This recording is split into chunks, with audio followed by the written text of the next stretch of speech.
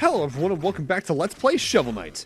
In the last part we took care of the last member of the Order of No Quarter, Propeller Knight, and now we have access to the end game levels. With that said, before we do that, I kind of missed a music sheet in here last part, so let's come back towards where we got the Propeller Dagger and use the fishing rod to grab the shiny that I mentioned last part but didn't grab because I thought it was just going to be a truffle fish. It was not just a truffle fish. And let's also take care of Frigid Flight. This is our little mobility test with the relic for this third of the map where you need to use the Propeller Dagger. I do like how they make the aesthetic of each of these three sections based off one of the levels to make you use the item from the one of the other levels there. Because it would be so easy just to make this require like the War Horn if it had any like mobility to it. Or just make it so that you needed like the mobile gear. But no, they did something different with each of these, and I do at least appreciate that. And since they often encounter or use more than one mechanic from even the stage that it's from, like we have Propeller Knight enemies here and the weird moss things from Spectre Knight stage. I at least like that they gave some variance in these. With that said, especially at the point of the game I'm at, where I've not died too much. I've bought more or less everything, if not everything, barring the last meal ticket thing. There's not much for me to do. I'm kind of surprised they never decided to add like a pure money sink. That was just like, hey, put money into this and maybe you'll like unlock another credits image or something like that. Sort of like what the Messenger did, where it added the money sink in that one update that just gave you like sprites and descriptions of some of the enemies and boss fights. In fact, it would have been a nice way to just have, like, the bios of the bosses that I've been reading in the actual game. But again, it's super minor. Every game that has a big money mechanic to it's always going to have a problem of, what happens if you buy everything worth a damn? There is no punchline. Die. Alright, now let's head back to the town, and not only pass in our music sheets, but grab ourselves that last health up. Wonderful! Let's see here. Oh, you found the Requiem of Shield Knights! My string quartet is available to play weddings and funerals. Here, take my Bard card. I don't know why, I just like Bard card. There's something about that that's like, every musician should have that in the real world and have it called that. And with us getting our, I think this is going to be our 10th health point, we are now maxed out at 20 health, unless you're playing New Game Plus, in which case it's 10 health. I know I've been foreshadowing talking about that the entire LP. Don't worry, this is the part. With that, let's head into our first endgame level, the Tower of Fate entrance. Now, I've talked about me liking the soundtrack. This is my favorite song in the game. Just an awesome theme for an approach on the final area. With that said, I should also apologize for this level, as the background, as you can see, is supposed to be like some sort of green acidy rain thing. That's probably gonna murder the bit rate of the final video, and I apologize for that, because there's gonna be a lot of times that's gonna be most of the screen. The main mechanic we're gonna have here is a semi-darkness gimmick later on, where you can't see exactly where you are in the level, and platforms that fall when you touch them. With that said, most of the mechanics in the end game levels, and by that I mean the two main ones we're doing this part, Tower of Fate, Entrance, and Ascent, are reinterpretations of mechanics from the first few from the main 8 stages. You're going to be seeing a lot of familiar stuff here, just intertwined with other mechanics that they weren't intertwined with before. Like here's the cauldrons from King Knight's stage. We're going to see a lot more of things of that nature. It's an effective end game level. The fact there's not much original to it's kind of a bummer, yeah, but I don't care. I think this is honestly one of the best end games in an action platformer I've ever seen in terms of how well it reuses mechanics. Now, the entire game I foreshadowed talking about New Game Plus, and admittedly I can't talk too much about it in this particular playthrough because it's the most vanilla New Game Plus out of all of them. But that said, every New Game Plus in Shovel Knight shares one major mechanic, technically two. One, the protagonist takes double damage. So in this game, where I would take like half a dot of damage, and thus I have 20 health here in the original game, in New Game Plus at max health, you have 10 HP. And that really sucks in boss fights, as you're just that limited. There's also fewer healing items found in the stages. In fact, any and all turkeys found in meal plates, which are the major health restores, are replaced with bombs, barring one instance at the end of this video. I'll talk more about that when the time comes. Stages also contain fewer checkpoints. I want to say half. And that is one regard where, technically speaking, breaking every checkpoint on a run is easier, as there's just less checkpoints to break. I believe even though there's fewer checkpoints, it still counts for that particular feat/trophy. In Shovel of Hope in particular, though, the item totals menu, which is accessed by pressing select on a stage to see what music sheets are missing, is only accessible after beating the last stage or entering New Game Plus. With that said, any further New Game Plus mechanics are exclusive to the individual campaigns that were added later. Plague of Shadows has its own minor few, Spectre of Torment has its own minor few, and King of Cards has its own minor few. And I'll tell you right now, I'll discuss those in depth when we get to this particular level or its equivalent in those campaigns. As really, I feel it's just the most appropriate time. With that said, this is actually something I talk about. These enemies here are called Liquid Samurai, and I've talked about the directors for a day that got to design their own characters. In fact, I forgot to mention, Phantom Striker, the mini-boss we fought 2 parts ago. He was designed by Steven Ness during his time as director for a day, but these particular enemies are that as well. The Liquid Samurai and other variations were designed by Max Van Duyn, or Dine? I'm not sure how to pronounce that last name, and I apologize if you're listening out there, as unlikely as that is. There's also a third variation of them that's not used until King of Cards, even though they were designed that early on. And they actually have a bio. From the shadows of the Enchantress's lair, the Liquid Samurai takes form. Beginning as inert blobs of liquid, these fierce combatants leap around the room, transforming and slashing in a whirlwind of confusion. Combining agility with maneuverability, the Liquid Samurai is skilled in both ranged and melee weapons. Take heed. And the bow ones are super annoying. The blue ones, which are the ones that aren't used here, kind of combine both of these attack patterns, but they'll only move around by jumping, so that's at least, I guess, some concession. Something else I haven't quite talked about is that Shovel Knight has a shitload of cheat codes. Over 200, 321 to be precise right now, available combined between all 4 of the campaigns.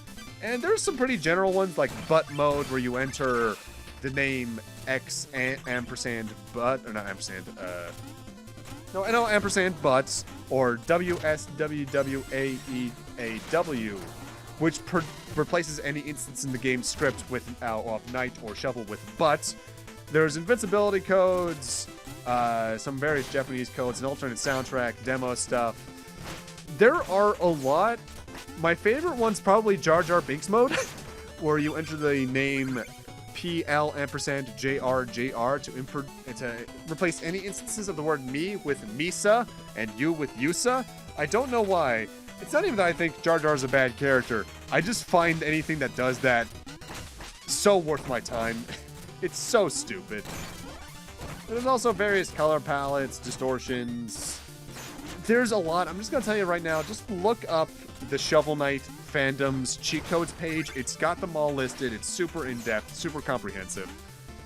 There's a ridiculous, and I mean ridiculous, amount of them. Also, this is the kind of darkness mechanic I don't mind. The kind of Donkey Kong Country Returns. You can't see exactly where everything is, but you have an idea of what a platform is, and there's ways to hint towards what the hazards are. This I like. Making it so that everything is dark and you only have a brief time to see where things are. Not so. And this is also the part of the video where I should apologize again. The bitrate's probably shitting its pants right now, even rendered at 1080p. Sorry. There's not much with my tech that I can do about that. I'm working on getting better stuff. Do not worry. With that said, it is now time for the boss. Shovel Knight, stop your meddling and turn back now. This is your last chance. I will reach her, Black Knight, even if I have to go through you. Black Knight, are you guarding my tower? Have you finally decided to join us? You may kneel and pledge your loyalty now. For the last time, I answer to no one. Very well. Here's a tiny taste of the power you spurned.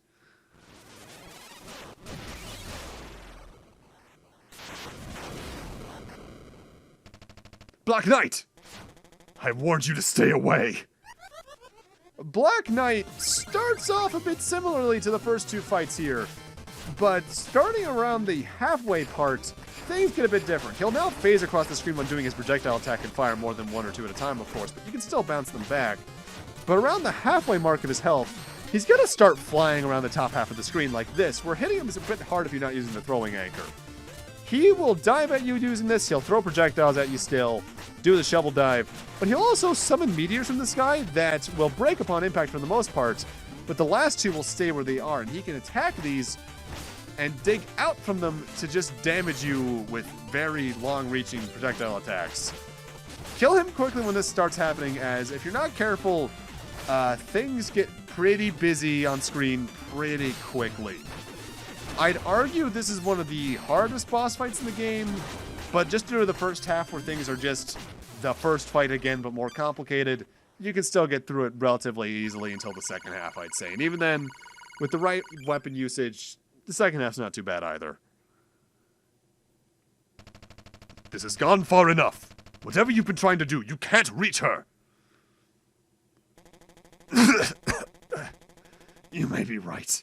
She may already be lost. But I can't let go of hope. By now, surely you see who I'm trying to save. I do.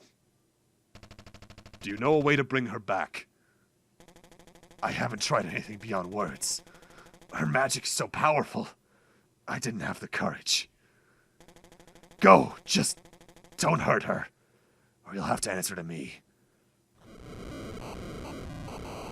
All right, Black Knight. You have my word.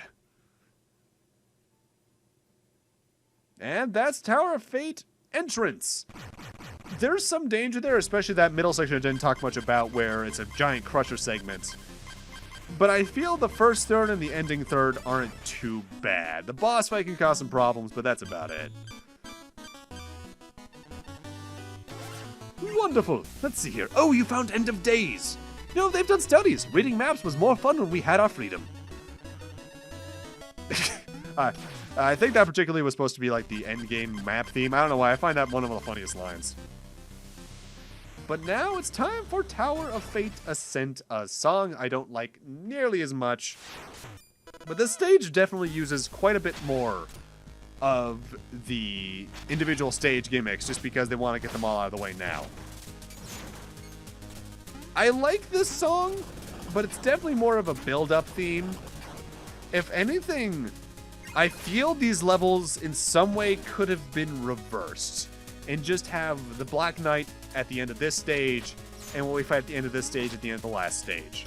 I feel in terms of mood pickup, they could have been appropriately switched, but at the same time, I understand there's reasons that the opposite could also be very true. With that said, I believe, if I'm wrong, I'm just completely mixing things up here. I do not think I've actively read the Black Knight's bio yet. So in the case I haven't, as the yin to Shovel Knight's yang, the Black Knight calls nobody master. Clad in obsidian armor, he hounds Shovel Knight to the ends of the earth, spoiling for a battle. The Black Knight's skill with the Shovel Blade rivals that of Shovel Knight, or so the Black Knight hopes to prove. While Shovel Knight is confused as to why he has this mysteriously relentless doppelganger, no number of humiliating defeats by Shovel Knight could dampen the Black Knight's spirits. He will always rise up to fight again. I don't know why, I really like it when they give the rival character some actual character. I feel Black Knight, in terms of like the relatively lower plot line type of action platformers at least, is a really good case of the dark reflection character, kind of like Base is for classic Mega Man. Oh dear God, this section sucks.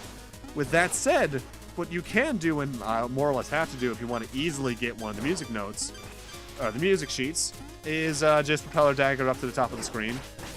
This is the one place where using the Propeller Dagger really will help you save some time when going for the speed run. Also, I have effectively killed myself going for this. I think this isn't even 350 gold, is it? Yeah, this was not worth my time at all, and this is a pretty stupid death by my part.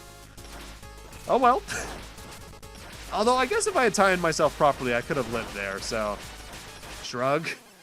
Ultimately, it wouldn't have been too worth it though, because I do need to actively stay on this top path in order to get another music sheet. At least more easily. I think if you keep that platform with you, you can technically get it, but oh well. Now, at the end of this stage is something a bit different. I might as well talk about this now. obviously, as a game heavily inspired by Mega Man, there's gonna be a boss rush at the end of the stage. The Battle Royale in particular is what it's called in Shovel Knight and Plague of Shadows. The other games do something, the other two campaigns do something a bit different with their boss rushes. For the most part, the boss battles are replicas. Spectre Knight causes the two platforms to appear, Treasure Knight fills the stage with water. But some fights have some subtle differences. Plague Knight doesn't have the destructible blocks beneath him. Propeller Knight doesn't cause the two small pits to spawn at the side of the stage. But the biggest problem is... Or no, the biggest buff is between the boss fights, you get some recovery items. Namely, I think in every odd-numbered fight, you get a turkey. In every even-numbered fight, you get a large jar. I think you also might get a large weapon jar with the turkey, if I'm remembering correctly. I can't exactly recall. Whereas I believe in New Game Plus, every other turkey is still a bomb. With that said, that also means that, like, every odd turkey is still a turkey, meaning it's the one place in the game where they're kind enough to give you a decent amount of recovery items in New Game Plus, which I'm thankful for. Also, this is the last auto-scrolling segment. On my first playthrough, I died here an unknown amount of times due to the Crusher segment earlier on. Nowadays, it's just a standard scrolling segment. With that said, we're just about at the boss rush. And it's not often I get to actively say this outside of Mega Man games, but once this little dialogue section's out of the way, let's hit the music. I really should go back and find all the other boss rush themes I use and just put it in that document, huh? Oh, now this is rich. Who let this peasant in here to spoil our sumptuous supper? Hardly a surprise that you've yet again set foot where you don't belong. We should punish you. You're in deep now. We want a rematch. My new plans have no flaws. You can't win this time. A battle royale, then? Marvelous. Who will go first? Pass the salt.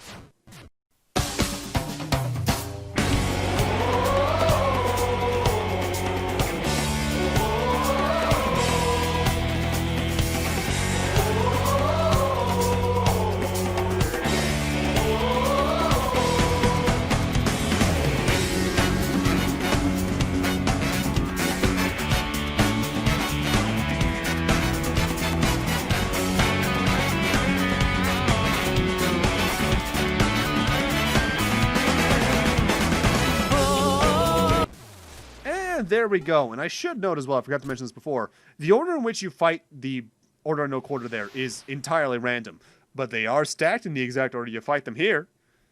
And this is the closest thing this game has to an ending choice.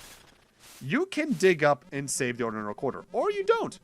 Give us a hand, Shovel Knight. You wouldn't leave us to hang here, would you? You can leave, and the ending will just not have the characters here. They're implied to die. Or you can be nice and swing your shovel blade to dig them up. I'm going to do that because, you know what, I like these dudes. And you can also talk to them. No amount of wealth is worth the hard egg that awaits you. Good luck, doomed hero. I have to hand it to you. You have superior digging technique. We should share notes. My castle, my luxury, my fiefdoms, my chandeliers. Curse you, Shovel Knight. He does have different dialogue here, by the way, if you have the golden armor on. My defeat is of no concern. The enchanters cannot be stopped by any mere mortal. I may not have your strength, but I'm still far more clever, so watch out. Ah, how invigorating, how uplifting. If all your quests are this much fun, I should go with you. There are substantial inadequacies in my hydraulic actuators. Considerable iteration is warranted. I meant what I said. You should still join us. No thanks, old friend. With that, only one stage remains. But before we head over to their next part, I still have some music notes to take care of now, don't I? Keep saying music notes. This isn't Banjo-Kazooie or Tooie. Let's see here. Oh, you found the inner struggle. Timpani rolls might have been a shortcut to Sturm und Drang, but I've no shame. I'm curious what that means. I'm gonna look that up. Sturm und Drang. Proto-romantic movement in German literature and music that occurred between late 1760s and 1780s. Oh, Well, now I know. But with that, I'm going to need to end this off here. Thank you guys for watching, and in part 11, we're heading off to Endgame. See you guys then.